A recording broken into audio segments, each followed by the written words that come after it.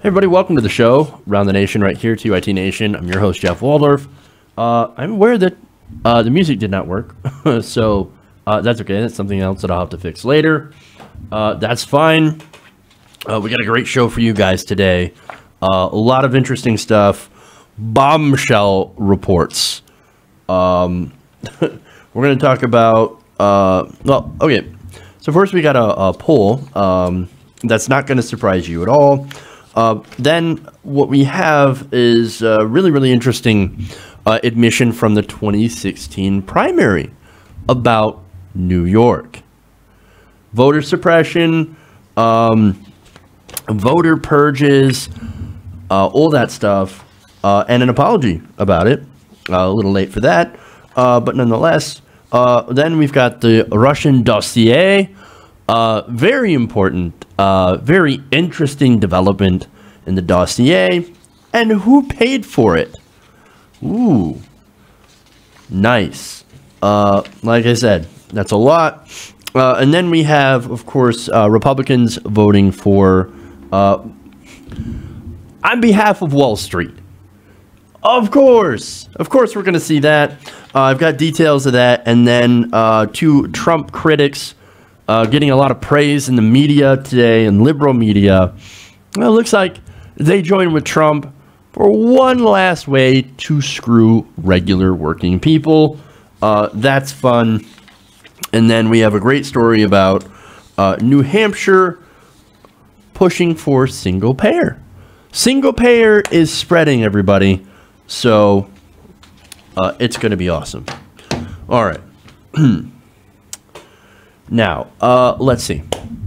Before I get into the stories, I want to make sure that to ask everybody to please like and share these streams, this video.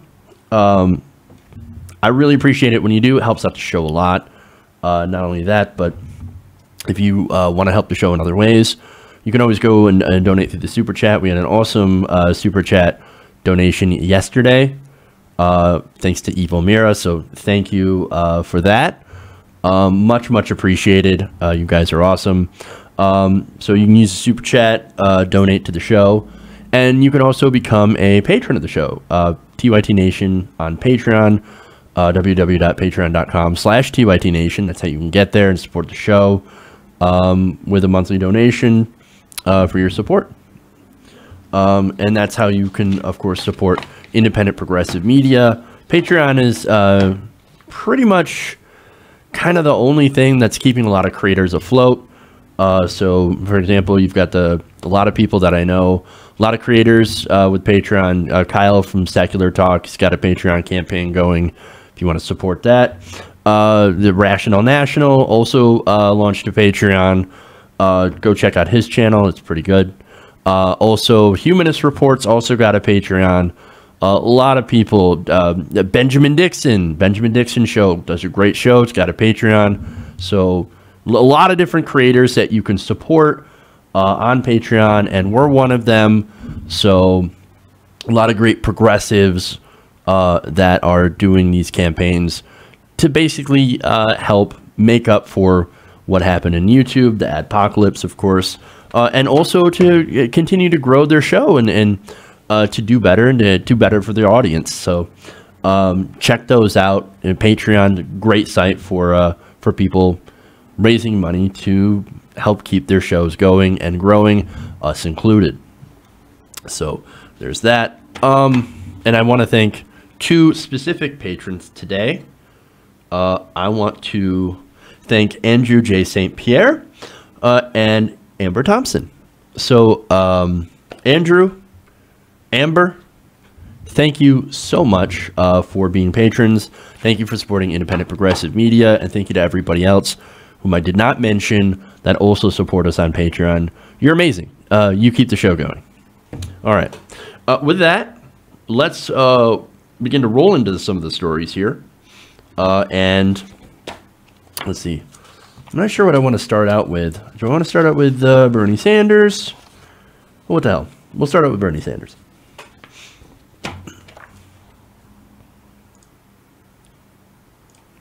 Whoop. There we go.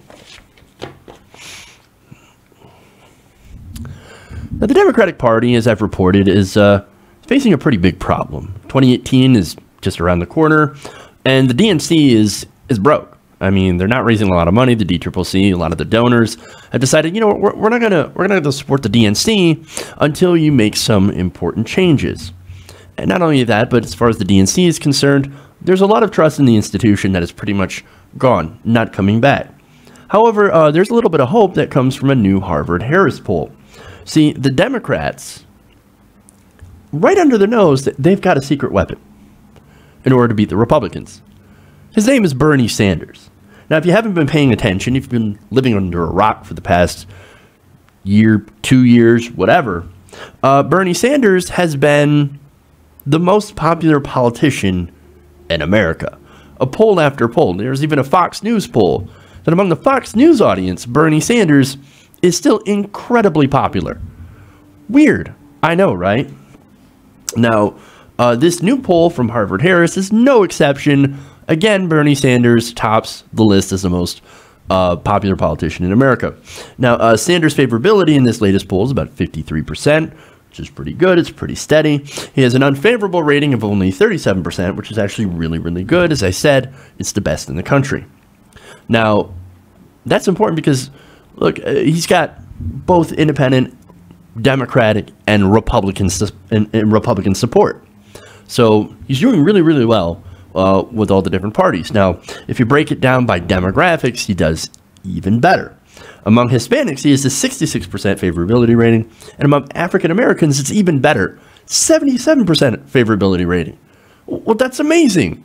I thought that Bernie Sanders had like all the pundits and stuff, and people in the on MSNBC, Joanne Reed will tell me, oh no, Bernie Sanders is a huge problem with African Americans because he's racist. That's ridiculous. No, he actually has really, really good numbers among African Americans. Now, where his numbers are kind of sagging, and always have been, is with white people, where he has only a 47% approval rating. Now, these numbers dwarf all other leading politicians on both left and the right. And you should see the comparison between Bernie Sanders and Mitch McConnell. It's comical. And amazing that Mitch McConnell still gets elected. I know, it's crazy.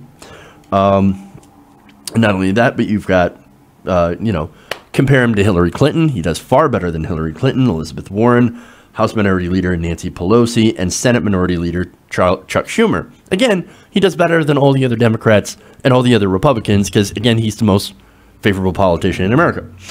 In fact, Bernie Sanders, what's interesting in this poll is that he's actually more popular among Hillary Clinton voters. You know, those groups of people that were more predisposed to voting for Hillary Clinton in the general election in the primary than Hillary Clinton is. Among African Americans, Clinton has a 76% favorability. It's fairly close. Among Latinos, she only has a 45% favorability rating. And among white people, she has a 32% favorability rating. So, again, Bernie Sanders doing much, much better with minorities than Hillary Clinton. But who's bad for minorities? I can't tell. Now, Bernie Sanders, like I said, sitting at 53% favorability. So let's look at the opposite. Let's look at who's doing absolutely terribly. Well, that would be the President of the United States, Donald Trump, who now has the highest unfavorability rating of all, of about 56%. So basically, take Bernie Sanders' numbers, flip them, and then add a little bit more to the unfavorability, and we have Donald Trump. Again, the President of the United States. Sad. Now, it's almost like you would think that if you put Bernie Sanders versus Trump in a hypothetical matchup, that Bernie Sanders would probably win. In fact, that's actually what they did. They have put Bernie Sanders versus Trump in many, many hypothetical matches all throughout the primary and also throughout some of these recent polls. And every time, Bernie Sanders comes out on top. Weird. It's almost like if the Democrats had run Bernie Sanders against Donald Trump, that Bernie Sanders would be president right now. Of course, you ask some of the centrist Democrats, the corporate Democrats on Twitter, they would probably vehemently disagree with you. Funny that. So before I go on, I mentioned that Bernie Sanders could be a very, very potent weapon against Republicans and the right wing, and actually help Democrats win elections. So the question is, are the Democrats, the Democratic leadership, are they going to use Bernie Sanders to that end? No. Are you kidding me? Of course not. No, not only did the DNC decide not to use Bernie Sanders as a weapon against the right wing, they also decided, hey, you know what we're going to do? We're going to purge Bernie people from all positions of leadership. And we're going to replace them with Hillary Clinton people. Because, like I said, they think that that's what the party wants, what the actual people inside the party want. But if you look at any poll, you find out that, no, the party, the people, I should say, the voters, actually want something opposite of the establishment. But get this, the DNC also passed a resolution urging Bernie Sanders to join the Democratic Party, which, look, you could say, okay, well, that's a reasonable request because he ran as a Democrat, but I think that actually would harm him in the long run, because one of Bernie Sanders' draws is the fact that he is an independent and he is an outsider. He's outside of the despised two-party system. So he becomes a Democrat, he might lose some of his followers, people who are independents and Republicans. And look, this also would make him turn his back on the people in Vermont who voted him into office in the first place. They voted for him as an independent, so he should remain an independent. At least when it comes to representing Vermonters. Now, of course, like I said, his independent outsider status might actually also help to bring other independents and outsiders into voting in the Democratic Party. But of course, to a lot of Democratic loyalists, and I'm talking the leadership and the consultants, and the very, very few very vocal people on Twitter who hate Bernie Sanders for some reason or another, blame him for Donald Trump, what have you, they have no interest in doing that because that means fundamentally changing the party and changing what they actually believe in. But see, it's kind of too late for that because Democratic voters themselves do want change. Now, I point to a poll, or a part of the poll, that asked registered Democrats if they support the party embracing more progressive policies and moving further left. What's the response on that one? According to the poll, 52% of total respondents were in favor of going left, including 69% of millennials, of course, 55% of women, 65% of Hispanics, and about 55% of African-American Democratic Party voters. So here you have a majority of the party saying, okay, let's go further left. Let's try left. That's an interesting proposal, and might be one that's incredibly popular with the American people. Now, is the party, of course, doing that? Are they going to represent the voters? No, of course not. DNC Chair Tom Perez, after his purge of Bernie Sanders supporters, as I mentioned before, installed a bunch of Hillary Clinton people. For example, Donna Brazile.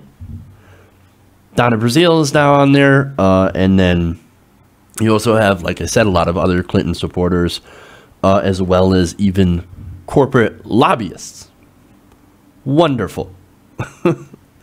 And look, looking at how favorable Sanders is, by the way, with minorities, going back to that poll, you'll be interested to know that Tom Perez, leader of the DNC, came up with the smear that Bernie Sanders does not do well with African Americans or Latinos.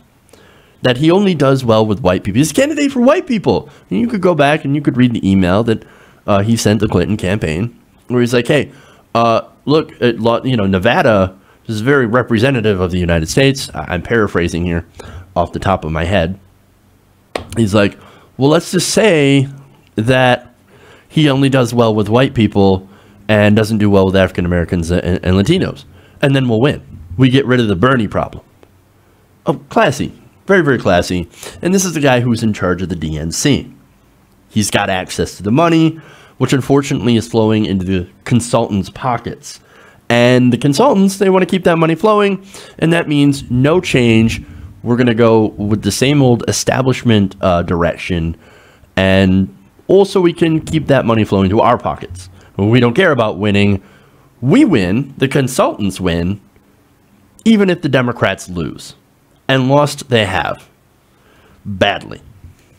Now, progressives and a lot of Democratic voters, they want to use the best weapon that we can against Donald Trump and the Republicans, because we do want to win, and we do want to win because we want to put in effective and good policy. Now, what the Democratic leadership, unfortunately, is doing is they want to continue to push more neoliberalism, more centrism. Now, it's not going to work, and there are more and more polls that spell out how Sanders is their preferred candidate against Donald Trump. For example, last week, a poll conducted by Zogby Analytics of potential 2020 Democratic presidential contenders found that Sanders would defeat former Vice President Joe Biden, Senator Elizabeth Warren, and Cory Booker.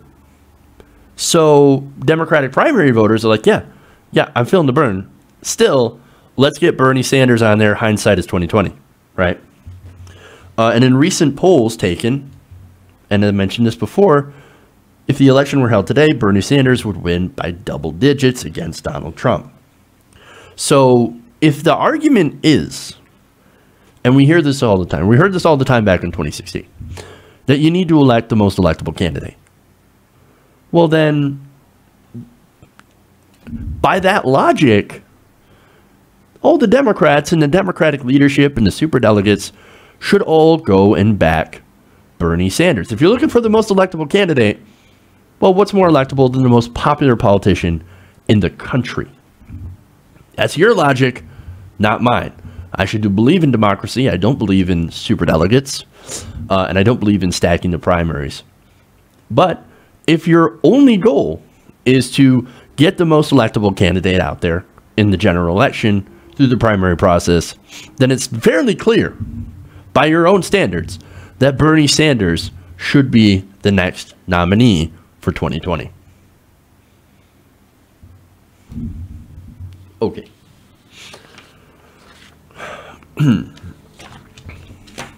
Now, speaking how they didn't let Bernie Sanders be the nominee,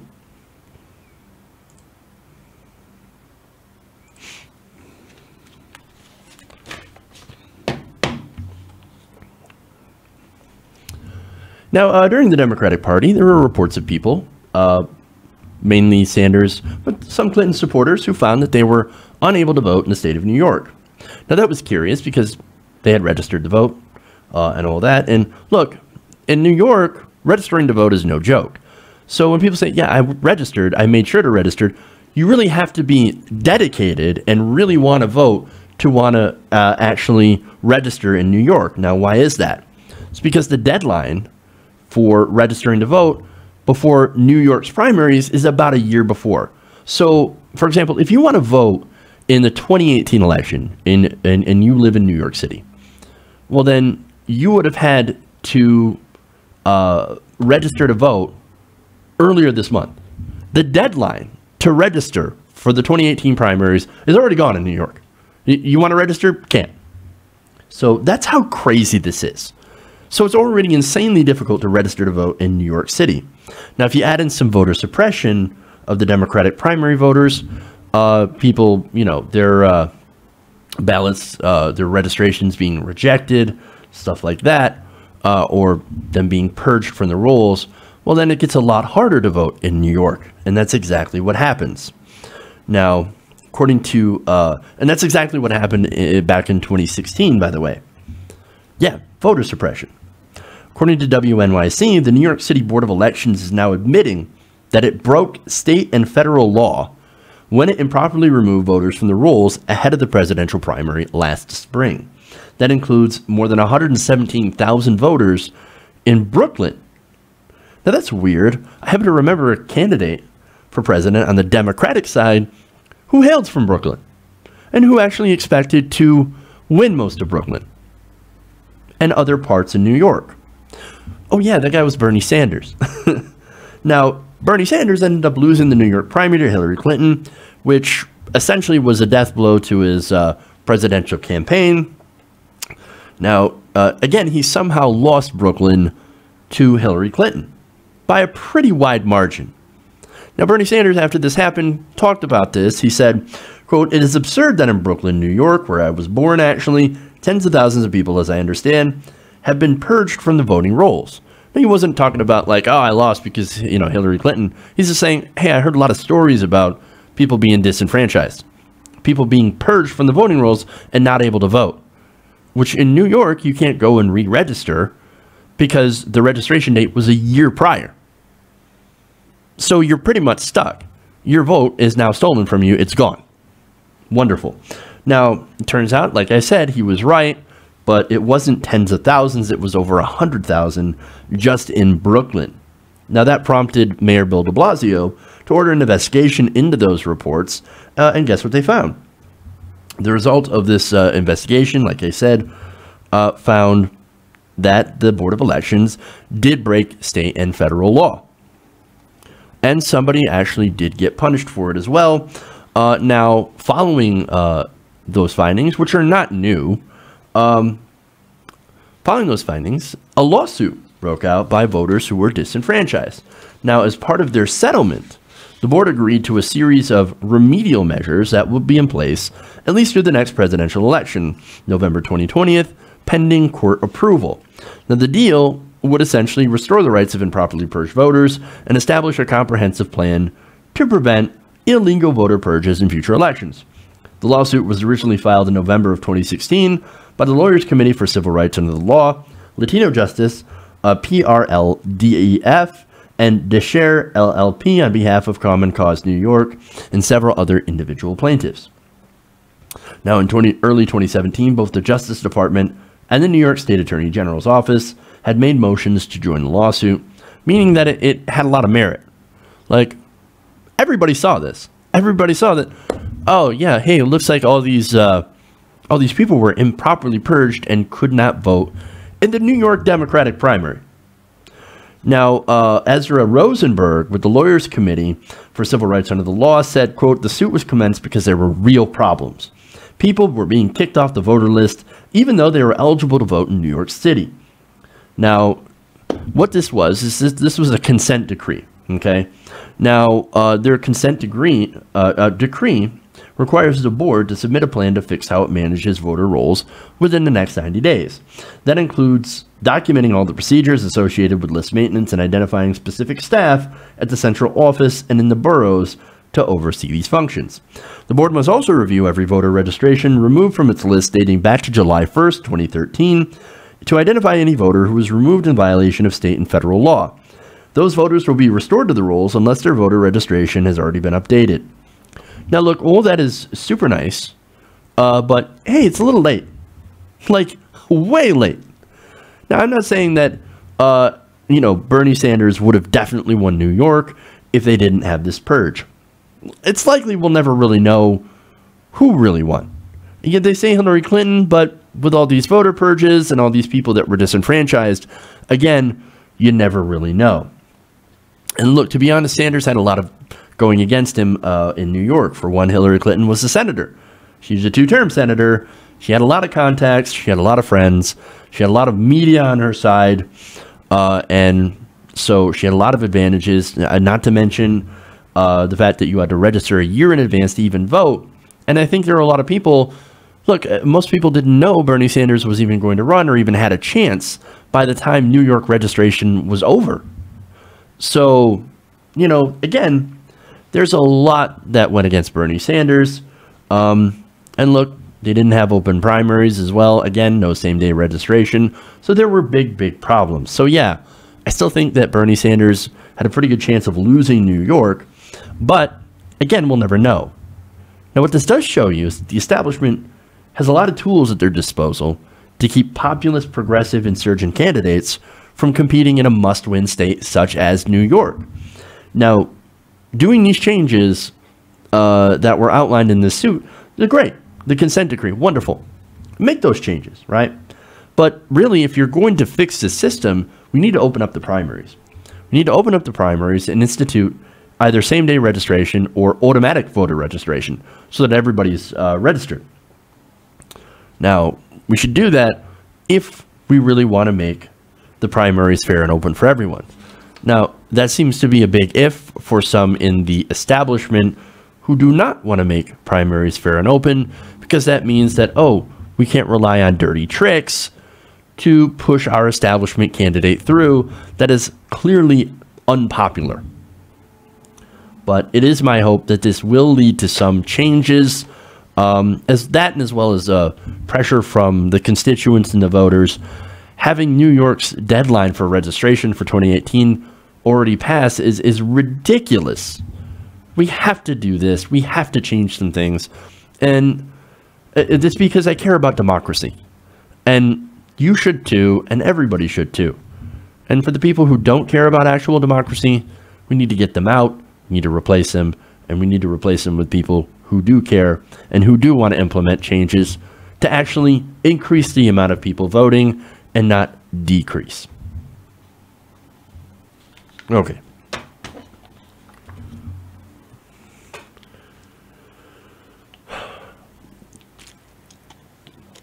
All right. Let's move on to, let's take a minute break and then we'll come back and we'll do the Russian dossier. But first off, make sure to please give us a like and a share if you haven't already, to see if we can get more people watching the show. All right. We'll be back in 1 minute. Stay right here.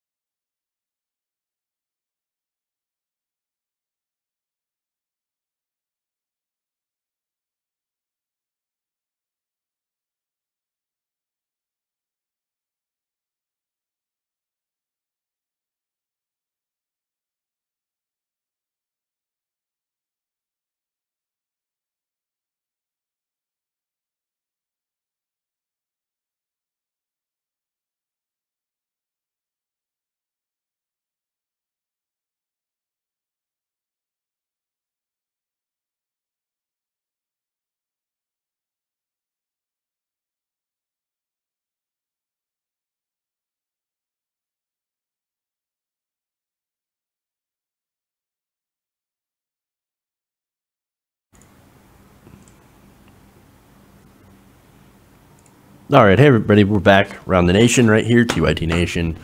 Jeff Waldorf with you. We're going to move on to our next story here. Thank you for the likes and the shares, of course. Please, if you haven't already, please subscribe. It helps our numbers. And, of course, you're able to see all the times that we post up new videos. All right. Again, let's move on. Let's go to the dossier.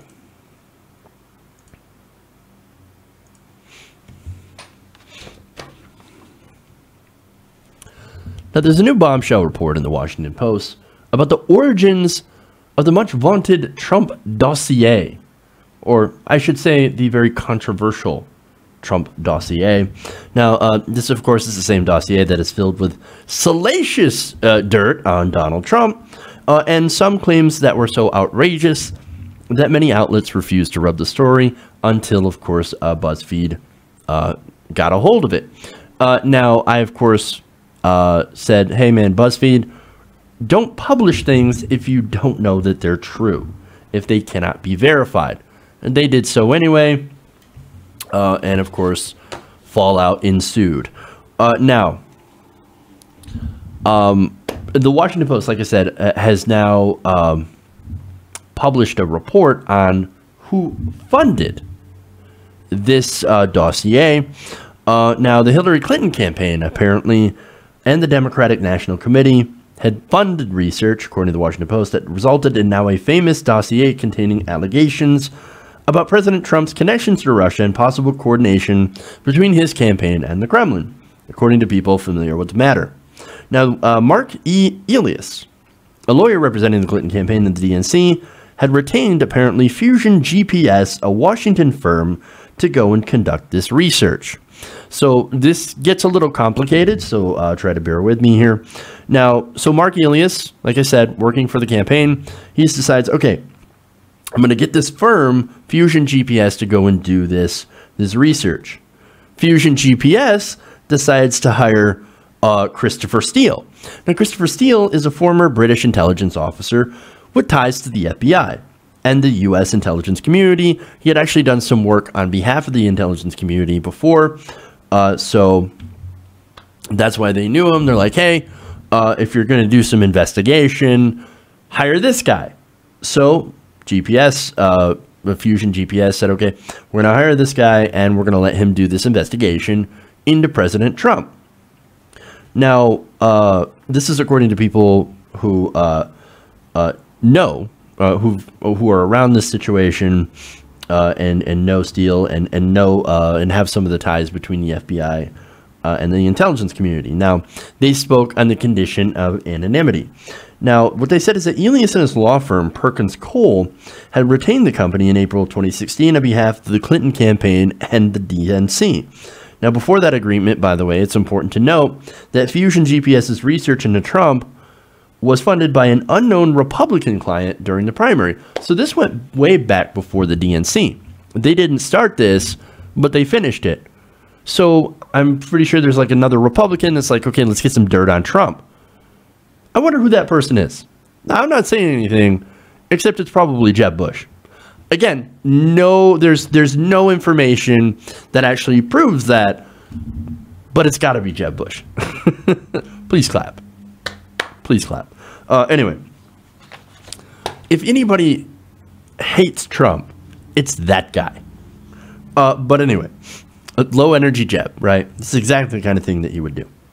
But again, the Clinton campaign and the DNC, through that law firm, decided, hey, you know, we actually like that research that you're doing against Donald Trump. Let's take it over. And they did. They started to fund it through the end of October 2016. That's days before the election. So they were doing a lot of research.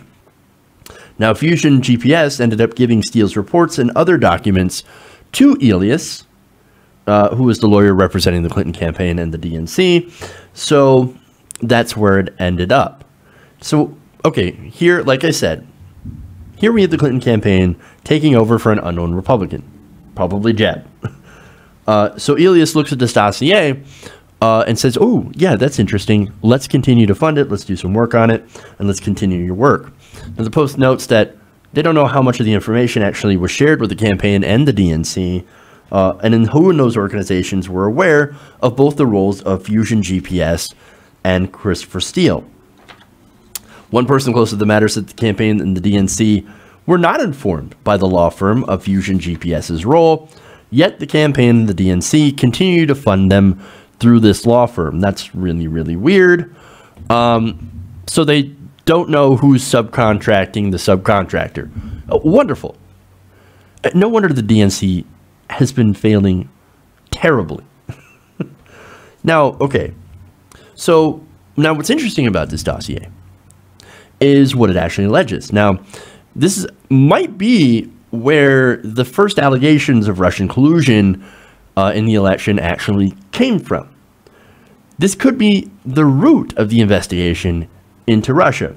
Now, some things in the dossier, at first, like I said, I went after BuzzFeed for publishing this thing because there are a lot of unsubstantiated claims. Now, since then, there are some claims in it that actually turned out to be sort of true. Now, there are other things, though, that are also not verified and are unverifiable. And that, of course, throws a lot of problems of credibility into this report. But nonetheless, let me get to some of the stuff that they actually had right. Now, the dossier actually had a link between Paul Manafort and Viktor Yanukovych. Now, Viktor Yanukovych was former head of a Ukraine party that was pro-Putin. It correctly said that, yes, there are links, they have been doing business, and that Paul Manafort actually has represented Ukraine as well as a lobbyist. So he would come in and he would lobby our politicians on behalf of Ukraine. The problem with that is, of course, he didn't register as a foreign agent. He got busted for that. And it was in the dossier, to be fair. Now, the dossier also claimed that Trump and associates had long-standing ties to Russian officials, which on its face, okay, if you have ties to people, that's fine. But are they financial ties? And did these ties lead to them being helped by these Russian ties in the election against Hillary Clinton? Oh, let me get into some of the stuff that was in the dossier that was corroborated. A February New York Times article reported that phone records and intercepted calls showed that members of Trump's campaign and other Trump associates had repeated contacts with senior Russian officials in the year before the election. The Times article was also corroborated by CNN and Reuters independent reports. And some Russian officials had also acknowledged some of these and other repeated contacts. Now, again, if you have contacts, it's fine. It looks a little suspicious, but that in itself is not evidence of wrongdoing. But if this led to any sort of information that ended up helping the Trump campaign against Hillary Clinton, then that would be a violation of campaign finance law, as that is considered a campaign contribution. And of course, that would be collusion. Now, numerous credible reports also suggest that both he and Manafort have long-standing relationships with Russians and pro-Putin groups. Last month, CNN reported on intercepted communications that U.S. intelligence agencies collected among suspected Russian operatives discussing their efforts to work with Paul Manafort to coordinate information that could damage Hillary Clinton's election prospects, including conversations with Manafort encouraging help from the Russians. Again, that would be clearly a violation of campaign finance law. As I said, you cannot go and if you're a foreign national, give damaging information to another candidate. And when you're a campaign, you can't take that damaging information from a foreign source. Again, that is violation of campaign finance law. You can't do that. We have laws against that. Now, Manafort was also present during the Trump Jr. meeting with Natalia Veselnitskaya. Now, they talked about removing Russian sanctions, but it's all to help the children get adopted, you see. It doesn't have anything to do with the fact that Russia would make money, more money, if the sanctions were removed with the United States. No, it didn't have anything to do with that. It was all about adoption. Think of the poor children. In which Donald Jr. is such an idiot. He's like, I didn't care about the children. All I wanted to do was I just wanted to get damaging information on Hillary Clinton. If it is what you say it is, then I love it. That's what he said in his email. Now, some of the other stuff in the dossier also alleged Russian attempts to swing Bernie Sanders supporters to Trump. This is interesting. The report also refers specifically to the aim of the Russian influence campaign to swing supporters of Bernie Sanders away from Hillary Clinton and across to Trump. Based on information given to Steele in early August 2016, it was not until March 2017, however, that former director of the National Security Agency, retired General Keith Alexander, in Senate testimony said of the Russian influence campaign, what they were trying to do was drive a wedge with the Democratic Party between the Clinton group and the Sanders group.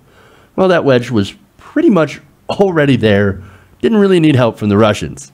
But anyway, a March News report also detailed that Sanders supporters' social media sites were infiltrated by fake news, originating from dubious websites and posters linked back to Eastern Europe that tried to shift them against Clinton during the general election. John Mattis, a former Senate investigator who helped run the online campaign for Bernie Sanders, said he was struck by Steele's report. Mattis says, Steele was writing in real time about things I was seeing happening in August, but I couldn't articulate until September. It is important to emphasize here that Steele's source for a change in the plan was an, quote, ethnic Russian associate of Republican U.S. presidential candidate Donald Trump, who discussed a reaction inside his camp. So, yes, fake news, right? Going into Bernie Sanders supporters. Now, how effective was that? Well, only about 12% of voters who voted for Bernie Sanders voted for Trump. Only 12%. Now, you might think, oh my God, that's crazy. All that Russian propaganda must have actually worked because so many people crossed over from Bernie to go vote for Trump. But actually, if you look at the number of, for example, Hillary Clinton voters that swung over to John McCain in 2008, it was almost about a quarter of them. So compared to that, the people who switched over to Trump, fairly small. So again, that's a misleading talking point used by establishment Democrats. Now, that didn't mean the attempt didn't exist. I'm sure it did. One of the things the Russians actually did do is try to use social media bots and spread fake news and propaganda. We do that. we've done that in the United States and other countries. So, of course, other countries would try to do the same thing here. It's trying to influence elections so that your country can get somebody there who's more sympathetic to you. And I think one of the things that Russia wanted to do is to get rid of that sanctions, or some of those sanctions, because that costs them economically. Makes all the sense in the world. Now,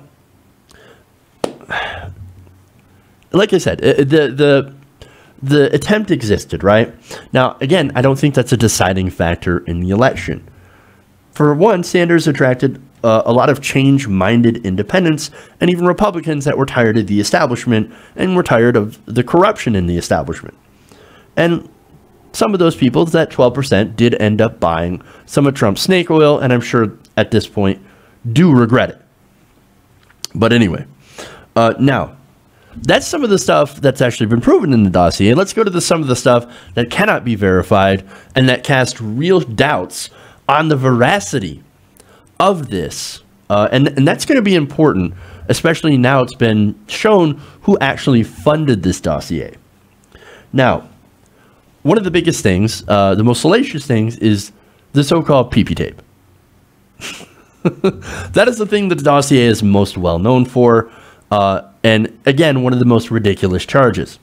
Now, the problem with that, for one, again, that specific example, it says there were 4 separate sources within that hotel where that happened. 4 separate sources. Now, if you're running a hotel and you want to get a lot of trust, right? Part of that is about discretion. If you're running a business, you make sure to be discreet about your clients, right? Now, the other thing about this is that you really don't want to piss off Russian intelligence. Any source that could be so easily identified, like somebody working at the hotel that supposedly saw this happen, would be putting themselves at significant risk. People have died in Russia for less, journalists, dissidents, and even lawyers. We've talked about that before. Now, the other thing is, of course, speaking of sources, how did they get so many high-quality sources direct access to discussions inside the Kremlin? That seems very, very weird and very highly unlikely, especially considering that the CIA and other professional intelligence services rarely develop this kind of direct access despite expending significant resources over decades. So those things put together, they put a huge credibility gap in some of the stuff that is presented in the Steele dossier. Now, if you add in now that it was paid forward by the DNC, even unknowingly, perhaps if you believe them, like, oh no, we didn't know that they were actually paying Fusion GPS for this crap, then, oh man. Then what it does is that it ends up making this thing a lot more dubious, despite some of the stuff that I've told you that actually match up with what we already know. So, here's the obvious question. How much did they pay for this? The Clinton campaign reportedly paid Perkins Coie $5.6 million in legal fees from June 25th to December 2016, according to campaign finance records. And the DNC itself paid the firm $3.6 million in legal and compliance consultant since November of 2015. Now, it's kind of hard to tell from the filings how much of that work was for legal matters or what went to Fusion GPS. At no point the people said to the Clinton campaign or the DNC direct Steele's activities. They described him as a Fusion GPS subcontractor. But interestingly enough, it gets more interesting. He's not the only one who ended up paying Christopher Steele. After the election, the FBI agreed to pay Steele to continue gathering intelligence about Trump and Russia. Now, the Bureau, of course, pulled out later on after Steele was publicly identified in those reports, and Steele's work was also presented to President Barack Obama, who also knew. In early January, then FBI Director James Comey presented a 2-page summary of Steele's dossier to President Barack Obama and then President-elect Donald Trump. So Obama knew about the allegations of Russian collusion. Interesting. So he knew about that. The DNC, of course, paid for that. The FBI paid for that. This is all very, very complicated, and it looks very, very bad. Now, again, there's a big credibility gap in here. Again, the sources are questionable, and I think you should look at a lot of the stuff in here with a lot of skepticism. Now, I still believe that there's a deal between Donald Trump and the Russian government. A lot of the Paul Manafort stuff, of course, has been corroborated as being true, and we've seen in a lot of those reports. But again, all that stuff, all the stuff that can be verified already has been verified. But to people who don't believe it, this revelation of the DNC paying for it, it's the final nail in the coffin. They're never going to believe anything that has to do with the Russian investigation. Nothing at all. So, and that's a bit of a problem, okay? And now, while there's a lot of stuff in this dossier that is fake news, there's also a lot of stuff that is real. And there's a lot of really strange connections between the Russian government and Donald Trump. But since we do know who funded it now, and because the DNC is so incredibly loathed, and for very, very good reason, nobody's going to believe the things in it that are actually true. And that is a bit of a problem. Okay. Ugh. Again, that is a huge, crazy story. Let's move on to something simple. How Wall Street is screwing you.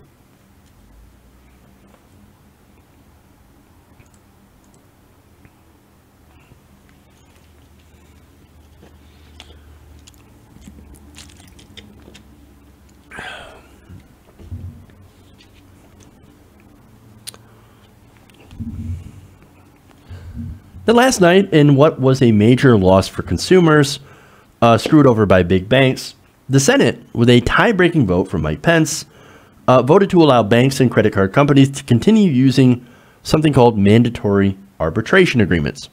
Isn't it funny that most of the bad legislation that we've seen usually gets passed in the middle of the night? By a party line tiebreaker vote from Mike Pence. Was like, what, 3-4 votes now from Mike Pence that came and broke the tie? This is unprecedented. Now, this latest one, as I said, is a big giveaway to credit card companies and banks. Now, what this does is it basically ensures that financial companies can continue to block their customers from doing large class action lawsuits. Now, here's some more context into the rule that they had supposedly, or that they had actually nixed. Back in July, the Consumer Financial Protection Bureau, which was created under the Obama administration, had issued a rule blocking financial services companies from forcing customers into individual arbitration in their contracts. Now, corporations love these arbitration contracts because, for one, they can avoid costly class action lawsuits, and they also don't have to be as accountable. And also, there's a lot of benefits of arbitration. I'm going to get into that. But first, the Trump administration had fought to stop the rule from taking into effect as planned. And now, of course, this basically ensures that it will not go into effect. Now, the White House issued a statement saying that Congress stood up for everybody, or everyday consumers and community banks and credit unions instead of the trial lawyers. Oh, it's the trial lawyers' fault. Who would have benefited the most from the CFPB's uninformed and ineffective policy? Of course. No, hey guys, we're fighting for the little guy. We're draining the swamp. Really? Well, it turns out that arbitration, like I said, has little chance of helping the little guy. In 2015, a New York Times investigation found that arbitration often bears little resemblance to court. Unlike open court, arbitration judges are generally hired by the company accused of doing wrongdoing, and the decisions are usually not made public. Anthony Klein, a California appeals court judge, told the Times back in 2015, quote, "Private judging is an oxymoron. This is a business, and arbitrators have an economic reason to decide in favor of the repeat players." So, yes, but let's just let the companies I want to sue hire an arbitrator, and I'll trust him to make the best decision. A fair and impartial ruling. Yeah, that'll work out. And actually, for companies, it absolutely works out in their favor. Now, the CFPB estimates the rule would have cost the U.S. financial sector less than $1 billion per year. In 2016, banks alone made more than $170 billion. Now, it's also found that class action lawsuits provided about $220 million per year to 6.8 million consumers. In the cases that it studied, which works out to about $32 per customer on average.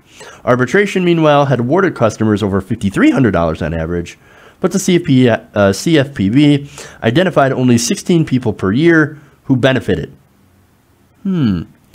So, yes, more people happen to benefit from class action than arbitration. That means that arbitration is heavily skewed in the corporation's favor.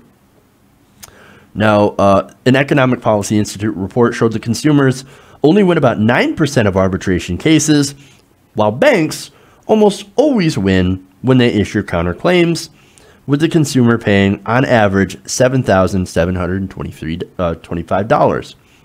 So, arbitration clearly favors the banks. Now, here's a good example. In 2015, a judge dismissed a suit against Wells Fargo because of the arbitration clauses in customers' contracts.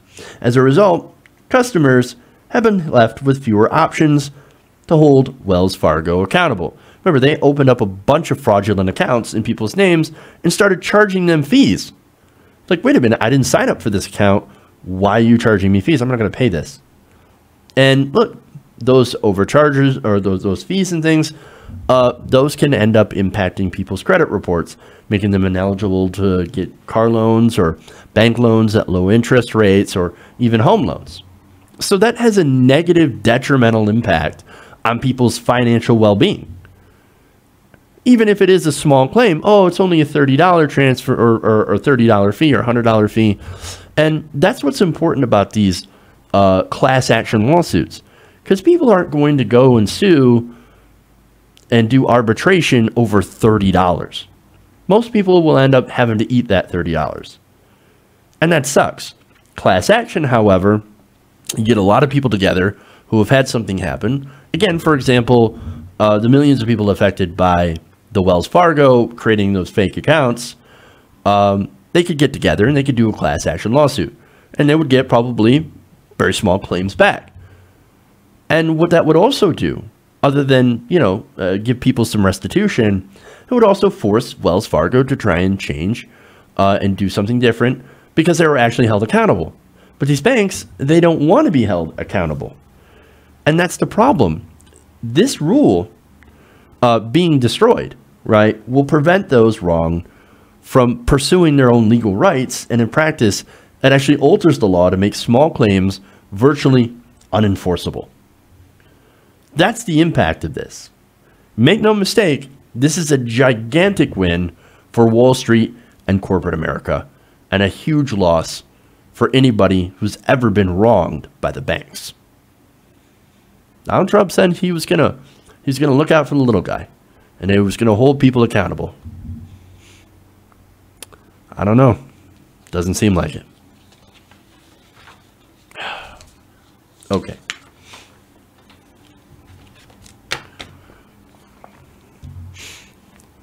Another related story here.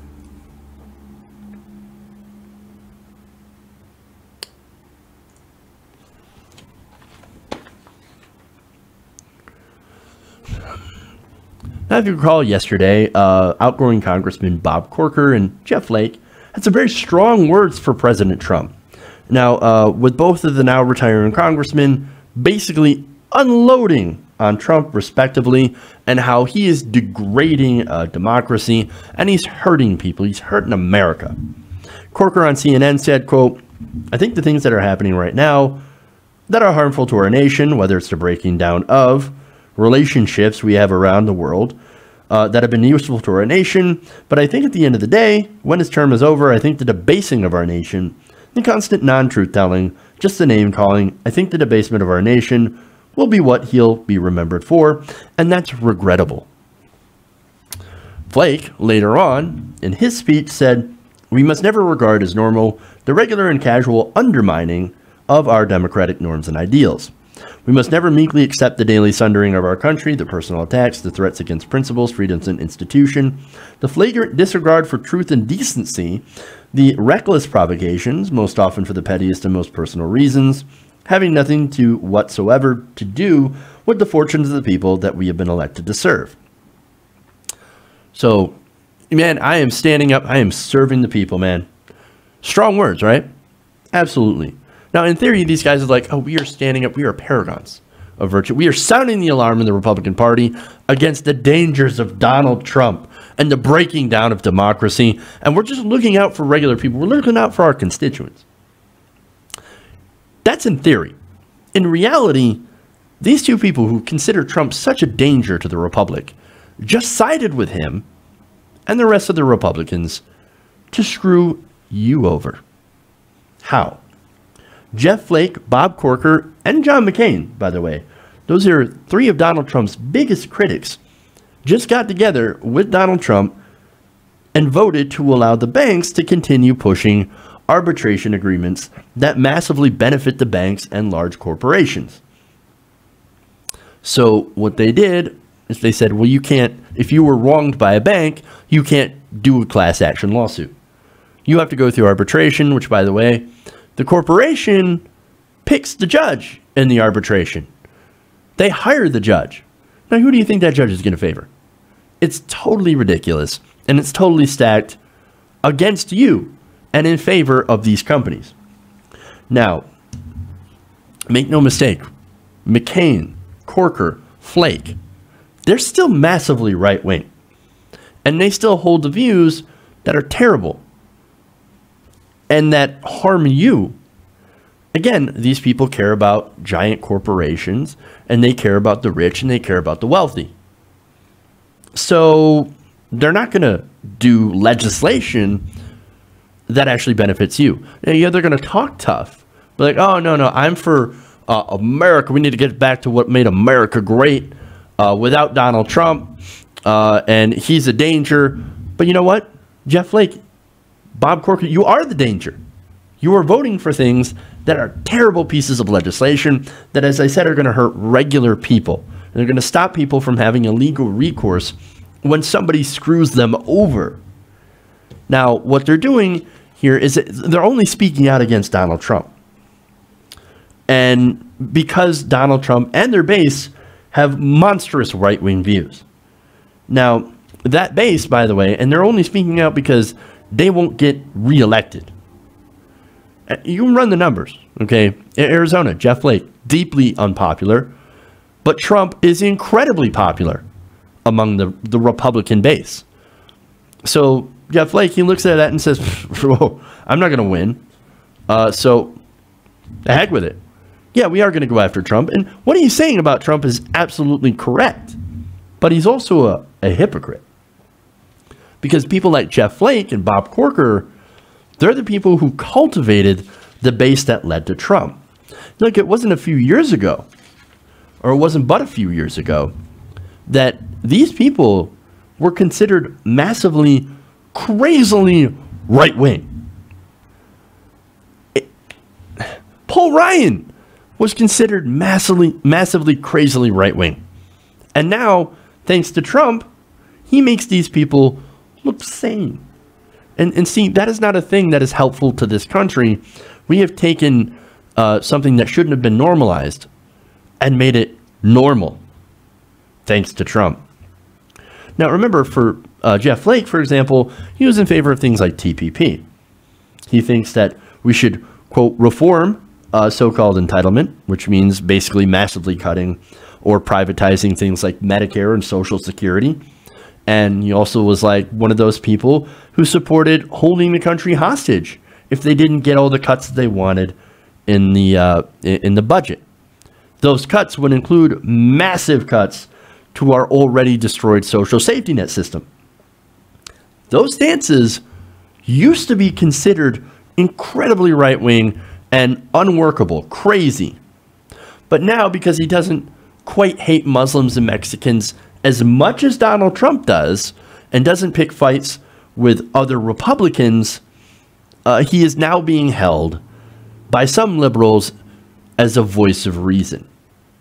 These people are like, oh, it's crazy to see some of these liberal pundits fawn over this and go, oh my God, Jeff Flake, Bob Corker, thank you so much for being real Americans. No, these people are still monstrous. And they hold terrible views. It's just not as monstrous and terrible as the orange buffoon in the White House. And to be honest, look, just because somebody is less monstrous than Trump does not mean that they're not a monster. Now, Corker, like I said, he's the same as Jeff Flake. Look, he used to be best friends with Trump. So close to Trump during the campaign, so much so that he was being considered as a VP pick, Bob Corker was. None of that stuff that Trump did.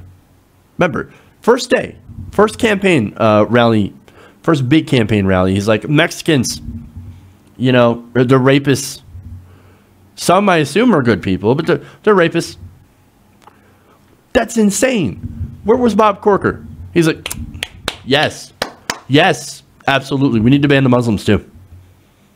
Bob Corker doesn't have he's not better than Donald Trump. The thing is that he got picked on by Trump. None of the stuff that he did during the campaign had impacted Bob Corker or Jeff Flake. Trump's always been Trump. It's not like he suddenly devolved. He's been the same. None of that stuff bothered them during the campaign. But now, of course, he goes after fellow Republicans for his own losses. Well, now that's where they draw the line. That's where we got to go after Donald Trump. No, the real reason that they're retiring, as I said before, is because they're not winning anymore, okay? Not because they're standing against Trump on policy, not because they're big paragons of virtue. No, on policy, they agree with most of the right-wing Trump positions. Now, there are some exceptions, like on trade, where these guys actually agree more with corporatist Democrats, but nonetheless, no, the thing is they weren't sufficiently loyal to Donald Trump. And if you don't bend the knee, then, well, Trump is going to come after you, and he's going to sick his horde on you.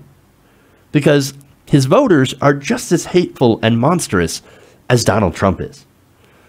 Now, to be fair, Trump is not the cause of this. No. He's a symptom of over 30 years of disgusting rhetoric and terrible economic policy championed by Republicans like Jeff Flake and Bob Corker. They helped create this monster, and now they have been consumed by it. Their careers are gone. Now, don't feel bad for these guys, of course. This vote to help gigantic banks and credit card companies likely just ensured them a job where they can make fat lobbying profits in the private sector. Now, for the rest of us, their votes and their hypocrisy will continue to harm all of us in the nation. Don't hold these guys up as some sort of virtuous fighters against Donald Trump just because Trump doesn't like them. They are monstrous people, and they always will be. They are not normal. So please, let's stop normalizing them. Okay. One more. We're going a little late today.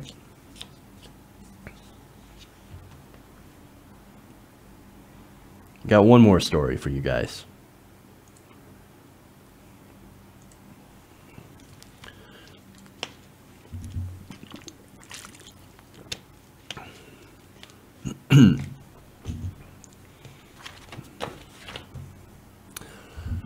Now, following California's push to create a single-payer healthcare system, New Hampshire, or at least one representative in New Hampshire, is deciding, hey, you know what? Now is the time for single-payer.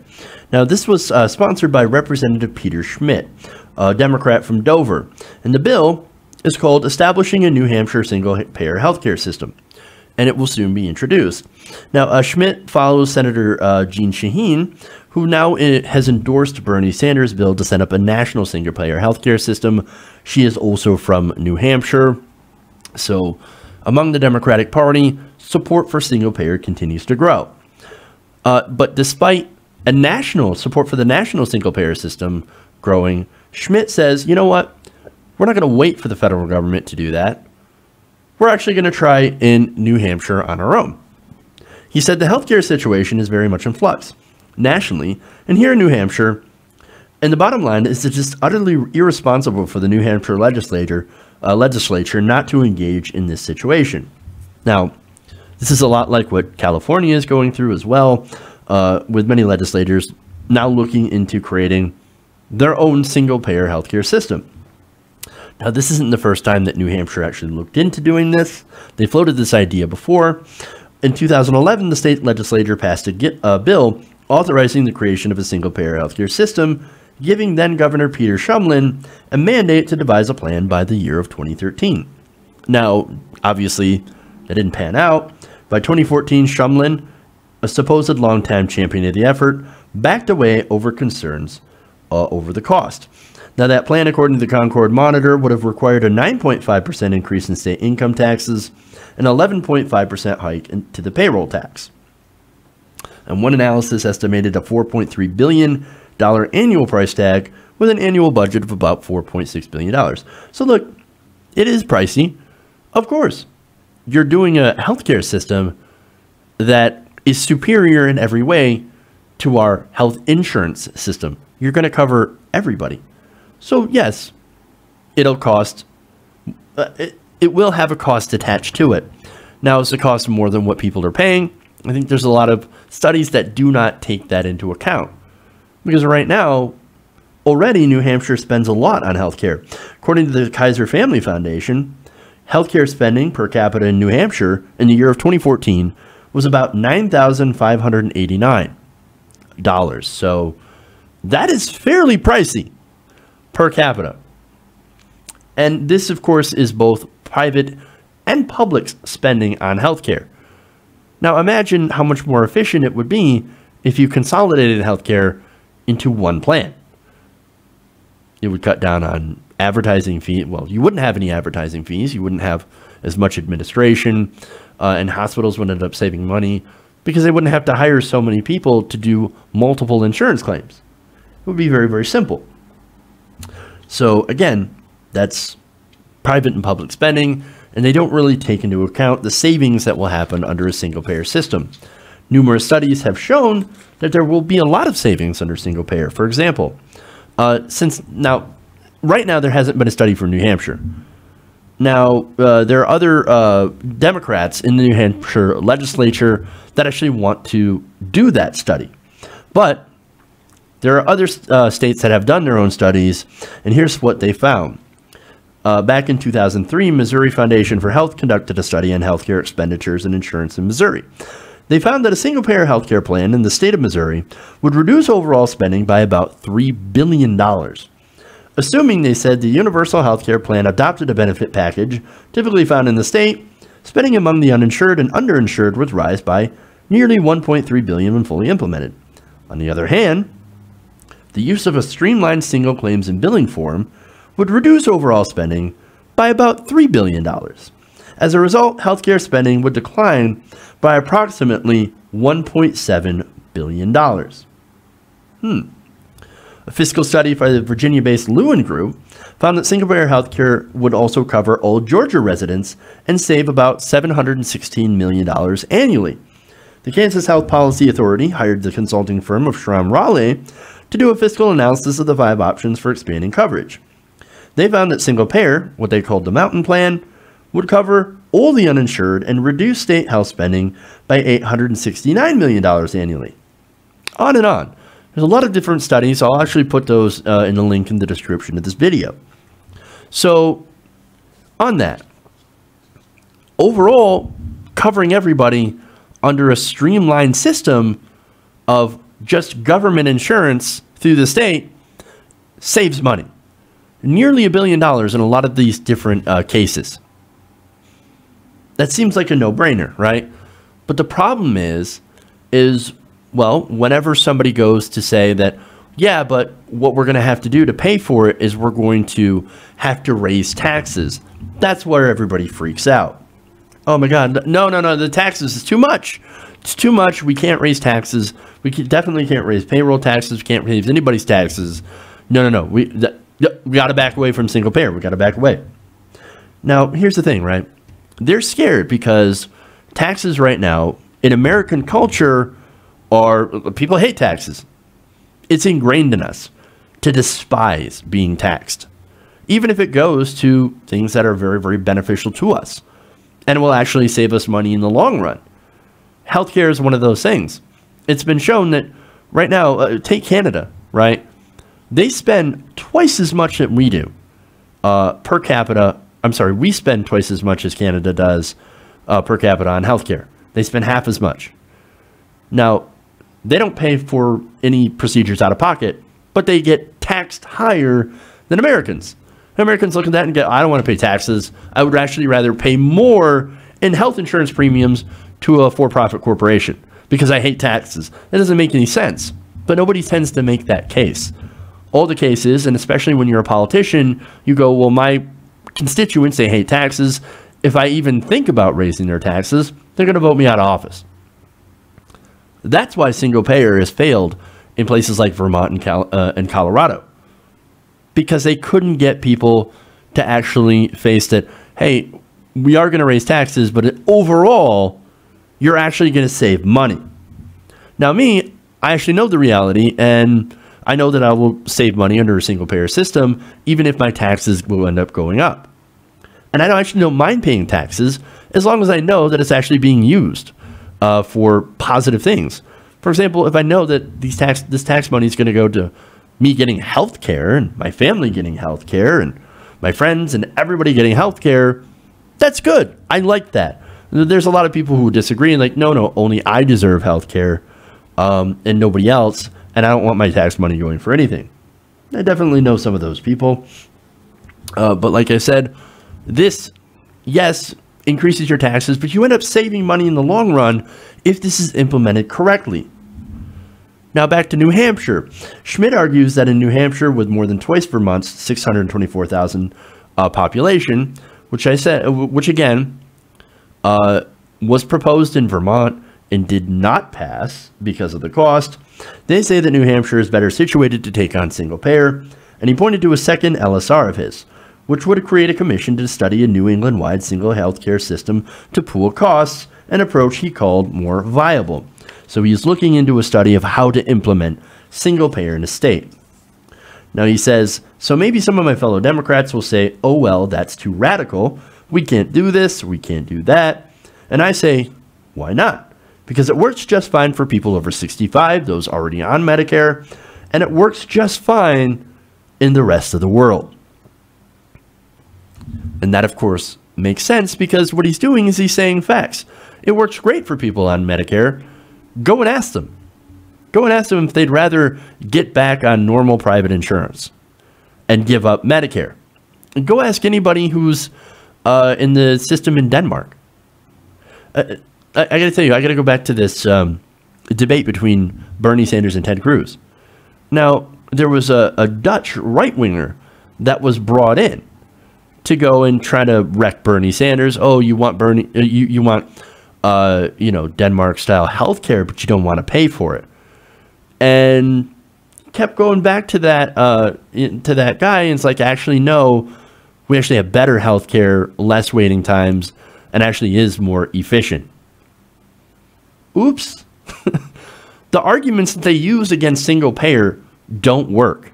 Even if you bring in somebody who's under a single payer system to try and destroy your opponents, people who are proposing single payer, they can't do it because it's obvious. It's that much obviously better than our system of multi-payer private for-profit insurance. Now, there is one country that actually does a multi-payer system and actually does fairly well, but in that system, and I believe it's Switzerland, yeah, they have insurance companies, but they're all nonprofit.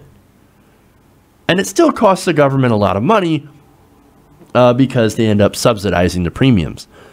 But nonetheless, single payer, as I said, works. And our system does not work. That's why it needs to change.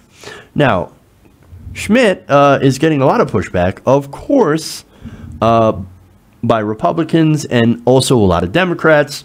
Now, for example, Lucy Weber, who is a Democrat, a local Democrat, said that while she supports the idea of single payer, we just can't get it done. Quote, I tend to look at what's in the art of the possible. With the current makeup of the House and the Senate, I think it's highly unlikely that we're going to get anywhere near a single payer system. And that, I think, is the establishment response. Well, we're not actually going to get it done, so let's not take it up, let's not vote for it, let's not do anything. Either that or the other response is, like I said, oh, we just can't pay for it, it's pie in the sky. What can you do? It's too expensive. We're going to have to raise taxes. Yeah, you're going to have to explain to people that taxes are effective and they're all right when it actually goes to something good. And by the way, in the end, you're going to end up saving more money because you won't have to deal with insurance companies anymore, which charge money for advertising fees. Because that's where part of your premium goes. Advertising, executive bonuses, and all this frivolous stuff that you actually don't have in a single payer system. The administration costs are actually far, far less under a single payer system than they are in a private system. But you see that argument over and over again. And unfortunately, there's a lot of people who don't make a proper counter argument to that. Now, we saw this in California. We see it in Colorado. We saw it in Vermont. The same arguments from the same kind of people who happen to, whenever the idea of single payer comes up, receive lots and lots of money from the health insurance industry, who would, of course, spend millions of dollars lobbying against single payer healthcare. And it's here where we see the unfortunate influence of money in politics in our local elections. But still, nonetheless, more and more states are starting to have this discussion. And maybe one of them, California maybe, will end up breaking through. And when it does, if it does, a lot of states, I think, will end up falling like dominoes. As soon as they realize that universal health care, single payer for all, is the most cheapest, the most efficient, and one of the best systems. There's a reason that most wealthy industrialized countries do it. And that's because it works.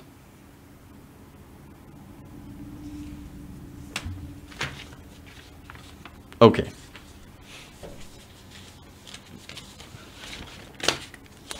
That's it.